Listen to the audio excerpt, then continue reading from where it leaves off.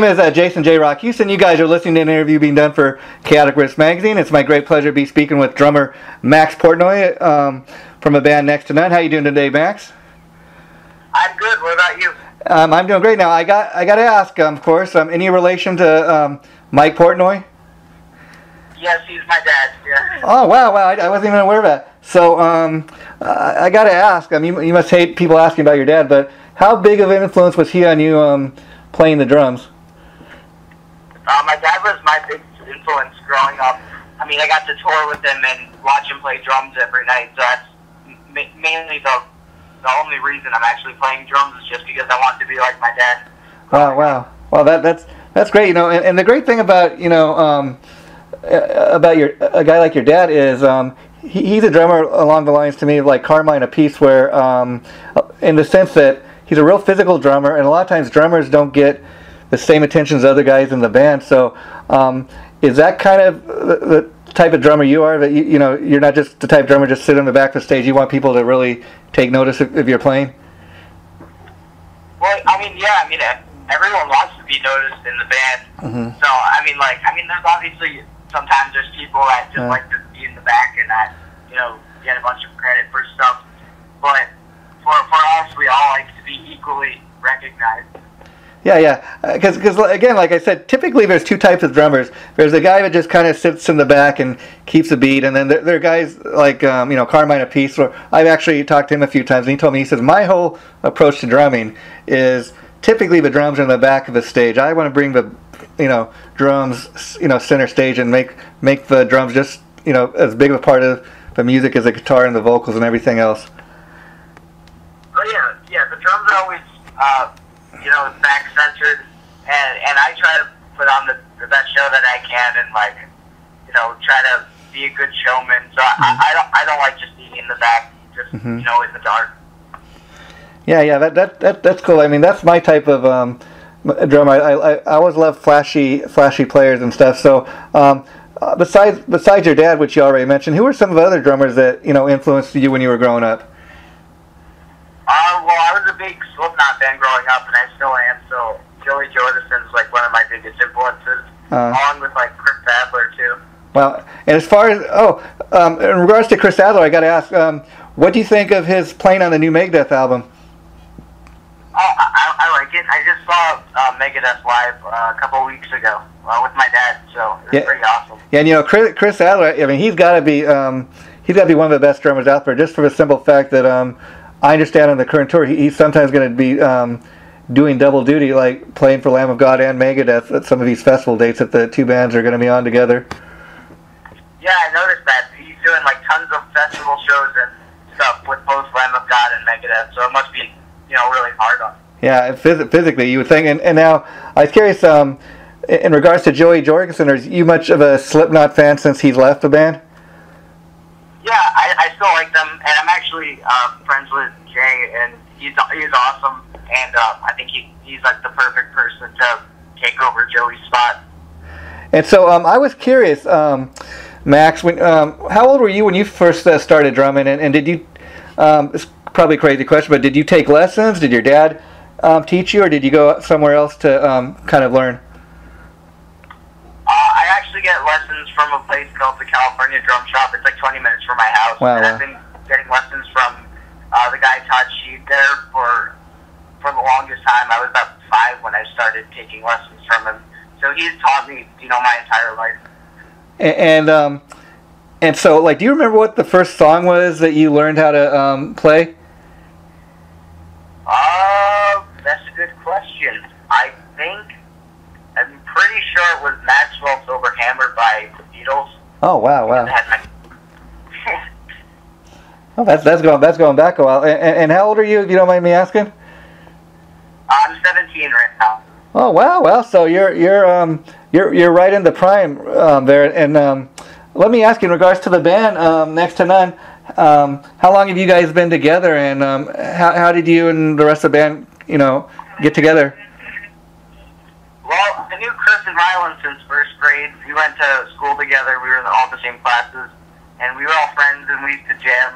And then as the years went on, we always used to jam, like I said, and we finally met Thomas, who was a singer, and he played keyboards, and he liked the same kind of music as us. So we just started playing some cover shows and writing some stuff, and that's kind of how the band started. Oh, wow. And how did you come to name the band Next to None? So we had a list of names, and I literally don't know if anyone has a straight answer. We kept going back and forth between this list. Yeah. I think that stuck with one.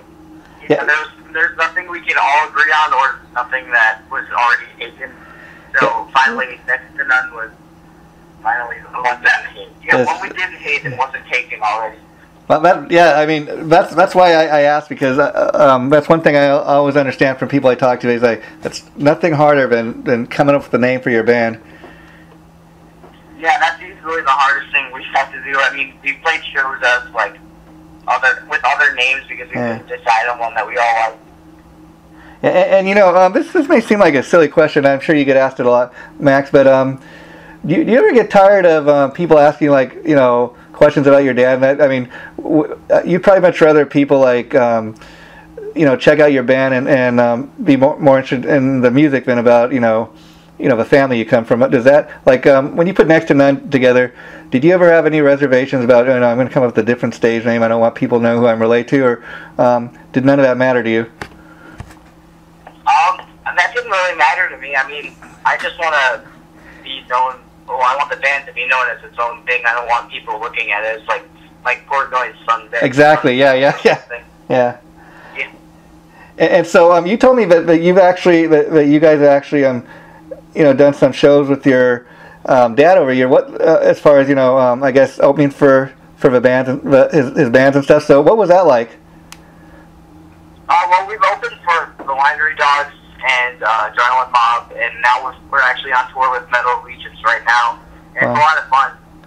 It's about 7 shows. We're actually on the way to the one of them right now. We have 4 more left of this tour, and it's amazing to be able to play with all these other great musicians. So you guys are actually on the Winery Dogs tour right now? We're on tour with Metal Allegiance right now. Oh, Metal Allegiance. Oh, now I know that's a project that David Elson and some other guys put together. What's that like? I mean, that must be a pretty awesome show. I mean, because they have these different guys from different bands get up and perform. Yeah, it's awesome. I mean, the lineup is always changing. So for this tour, there's about like 7 guys on this tour, and they're always just hanging out, and it's really awesome because we look up to a lot of them, and to be able to tour with them and play with them is incredible. Like, Bumblefoot's on the tour right now, and he actually guest starred on one of our songs, so it's pretty cool that he's, you know, we're actually getting able to tour with him right now. And so you guys are currently on tour now. I was curious, how many albums have you guys released to date? Well, we released our debut album about a year ago, and we're currently working on our next one. So we have about like 5 songs done. We're still writing the rest, but definitely trying to get the next album out by the end of the year. And were you happy with the response you got from the debut album? People have been, you know, buying it and stuff? Yeah, definitely. A lot of people have been loving it. We've been getting great reviews on the album, and I definitely think it's a great album to, you know, release to the public as our first thing, because I definitely think it shows all the sides, you know, what we're into and what our style is going to be like. And for people that haven't heard of the band before, and want to kind of know what you guys were about, how would you best describe the overall sound of the band? Well, the first album's definitely like progressive metal, but I would say we're more metal than progressive. We do have the progressive elements, but I think we have more metal in the music. And as far as the songwriting goes, is everybody involved in the songwriting, or you know, what's the process for that? We try to just bring everything to the table, because we like everyone's opinion. So generally, Thomas and I write up the bulk of the stuff, but we don't want to. I don't know what the word is I'm looking for, but we bring, you know, the material to practice and show everyone, and if anyone has any comments, they're allowed, you know, to make it, and if they have an idea for a part, you know, we'll listen to it, see if we like it, and anyone can, you know, write anything. It's just a matter of if we all like it or not. And let me ask you, Max, are you involved with the writing of the lyrics as well as the music? No, Thomas actually wrote all the lyrics, and he actually put a little concept lyrically that goes through 6 of the songs on the album. So he picks all the lyrics. And typically, like when you guys start writing, do you typically start with the music and then the lyrics, or is there a specific process that you guys usually go through? Yeah, we write all the music first. I mean, obviously in the future, it depends. Maybe one time, like, someone will come in with lyrics or something, but as of now, we always just write the music first, and the vocals will come second. And then, I imagine, Max, over the years, when you were growing up, you probably, kind of lived a rock and roll lifestyle, kind of going on the road and seeing your dad play, but, at the still young age of 17, what's it been like for you to, have your own band and go out and you're experiencing these things that you've seen your dad doing, while you were growing up? I mean, at 17, that's got to be a pretty exciting thing to be experiencing all these things, like, having your own band, putting your own record out, going on the road. Yeah, it's awesome. I mean, this is what I wanted to do my whole life. When I was little, I wanted to form a little band with, all my friends and tour and stuff.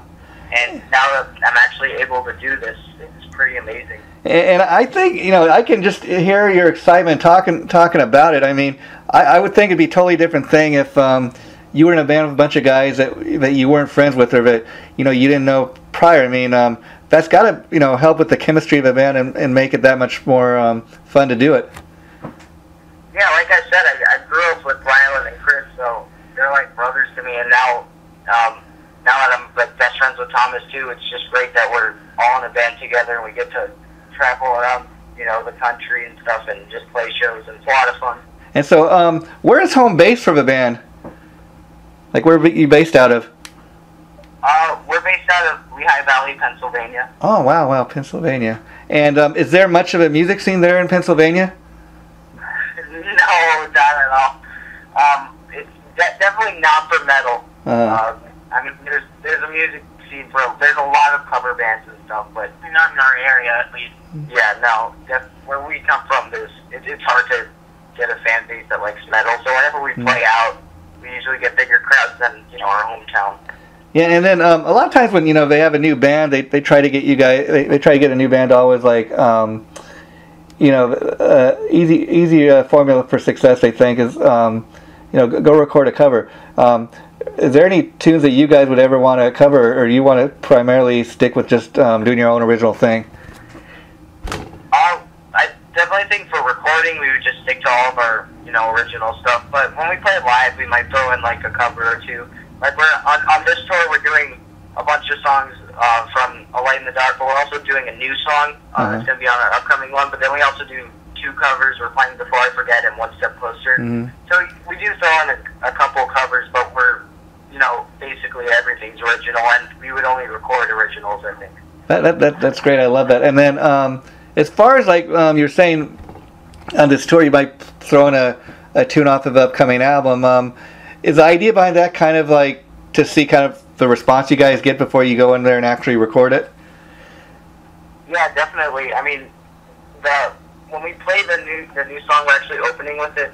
After the shows, we hang out at merch and we talk to all the fans, and they've been, telling us that they love the new song and that they're excited to, do the studio version. So we've been getting great responses from it.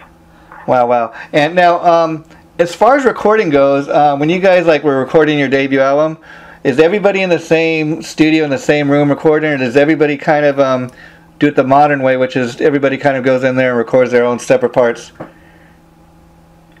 For the first album, we were all in the same studio together, all day for 9 hours, and we all just hung out together and worked on the album. And that's how I like doing it. I think the rest of the band likes it that way too. And that's definitely how we're going to want to keep recording it. Yeah, because I love to hear that, because I'm aging myself here, but a little bit. When I was growing up back like in the 70s and 80s, that's one thing I loved about the way albums were recorded. Bands would go in the studio; they would all be in the same same studio at the same time, and you really can. People might not think so, but I think you can really tell the difference when a band records live versus just kind of piecing it together. Yeah, definitely. I mean, when we play these shows live, sometimes we'll get bored recording, and when we're playing it live, we're definitely putting on a performance as well. So when we're in the studio all together, and just sitting down and focusing on it, it really comes together and sounds great. And like going back to your debut album, when you guys were in the studio recording, I was curious, Max, do you record the drums? Did you record the drums first, or was that the very last thing? The drums were recorded first. We did drums, then guitar, then bass, then keyboards, and then we ended with vocals. And that's basically how we record, you know, anything. We've done, we actually recorded some demos recently. Oh, okay. We recorded it the same way for that. And you know, a lot of times they say, you know, when you record your debut album, you have your whole life to, you know, write these songs and get it together. But did you have a lot of material left over from the first, you know, album that you didn't even use that you may go back and use for the second album? We have some stuff left over from the first album, but I don't think we're going to reuse it. I definitely think the stuff we've written that wasn't, you know, planned to be on the first album is a lot better. So I think we're just going to keep doing that and writing, you know, new stuff. And maybe in the future we listen to that stuff again that we want to reuse. It could, you know, it could spark some sort of, you know, idea or something. Yeah. So do you have like a vault like what I'm asking is of unreleased stuff like if you got something down on tape, I don't imagine you'd ever throw anything away. You keep it just like you said, just maybe to revisit it down the line. Yeah, we actually, well, I have a home studio in my basement. It's my dad's studio. And Thomas and I have like a folder, and we have some other, you know, old demo stuff that we recorded that we didn't really like, so we just keep it there. And then maybe in the future one day we'll see, you know, listen back to it, if it can give us an idea or something. And so right now you guys are you're on tour, and then are you working on the new album while you're on the road, or are you taking a break until you come off the road and then you'll go back to recording? When we're on the road, we're just focusing on, you know, playing the shows and everything. When we come back, we practice like 3 times a week, and we'll be working on new stuff and, you know, playing it as a band and writing stuff. So definitely when we're home, we're working on the new album, but when we're, you know, on tour on the road, we're focusing on the shows. And now let me ask you, Max, for people that want to, you know, get the CD, are they actually able to purchase physical CDs if they go to your band's website, or even like Amazon.com or CD Baby? Yeah, Amazon has a CD. If you go to like a music store or something, they usually have the CD there. But you can go on Amazon and find it. We're on iTunes too if you want to get the digital version of it. And the reason I bring that up is, like you said, a lot of kids these days, they don't know what a music store is or what's a CD or record, because a lot of them are buying it digitally. But you know, like I'm an old school guy myself. I love to have a physical CD in my hand. Love to look at the artwork. Love to read the album credits and stuff. So, but a lot of your stuff, I'd imagine, is being bought digitally. Is that correct? Yeah, a lot of it. I mean, there's also streaming too, which is a big thing now. But none of us are fans of streaming. But that's obviously the most popular thing right now. Everyone just uses Spotify to listen to it. So we would prefer people, you know, bought the CD. I mean, I prefer doing that because you get the artwork too, and you get everything. So the lyrics look good too, and which is good because Thomas has the concept that runs through some of the songs. So it's, you know, if you get the CD, you'll have the lyrics, and you can really look into the concept. So I definitely think buying the actual CD is a lot better. Okay. And do you guys like record your shows, like in case you wanted to put out a DVD or anything like that down the line? Yeah, this is actually the first tour I bought my laptop. I just got Final Cut Pro for Christmas, so I'm actually filming the shows tonight. We have a bunch of GoPros and stuff, so we're gonna film, you know, tonight. You know, actually, well, like the last 3 shows I had only my GoPros, and I just had from camp footage. But yeah, definitely right now we're filming, you know, all the shows, and we'll probably release some stuff. And let me ask you, Max, you guys are touring the U.S. right now, but have you had a chance to play outside of the U.S., like anywhere in Europe or other countries? Yeah, we definitely would really love to go down to Brazil or anywhere in South America, maybe over to Europe too. Yeah, we have played Canada before, but we definitely want to go to Europe and, you know, South America. Being, you know, if we went over to like Asia somehow, that would probably be really expensive because it's a lot farther than the other places. But Yeah. Now we're looking for maybe doing a European tour or something, in the coming years. And is it just a matter of like the popularity of the band, or how well the album sells? Yeah, I mean, we have to first off get the opportunity to go over there and tour, but definitely we need to be a lot more, popular, at least in that area. And we get a lot of comments on our social media, from people from like Brazil or Italy or France or anywhere, in those countries. Yeah, I was going to ask you. I was going to ask you about that, because that must be a great feeling. Like, we're kind of talking now. There's places where Next to None hasn't even performed live yet, and I imagine you have people hitting you up all the time on your Facebook page and social media, like you're saying, and places that the band hasn't even performed in, and to kind of find out, hey, somebody's listening to our music on on the other side of the world, place we haven't even performed it. That's got to be a great, just amazing feeling to you. Yeah, I mean, this guy posted a video on YouTube of him playing one of our songs, Control, in front of this like crowd, and he's from Italy, and it's just amazing to think that someone from Italy like loves our music and actually performed it in front of a crowd. It's just pretty incredible. Wow. Yeah, and so anything else currently going on with the band that you want to let the fans know about before we wrap this up? Like I said, we're working on the new album. We recorded some demos, and hopefully we'll actually record the full-length album by the end of this year, maybe get it out, next year, or as soon as we can. So that's definitely, what we're planning on doing right now. Obviously, we're booking tours and stuff over the summer, but they're still in the works, so I can't really talk about them. Okay, and then have you guys, I was curious, have you guys recorded any videos for any of the songs off the album yet? We don't have any, official music videos, but we have 2 lyric videos. There's one for the song You Are Not Me and one for Blood in My Hands. So we have those. Well, once again, Max, I'd like to thank you so much for taking time out of your busy schedule to do this. I really appreciate talking to you. And anytime you want to do this again, please feel free to reach out to me. I'd be more than happy to talk to you. It's been such a pleasure talking to you. And that interview we did today.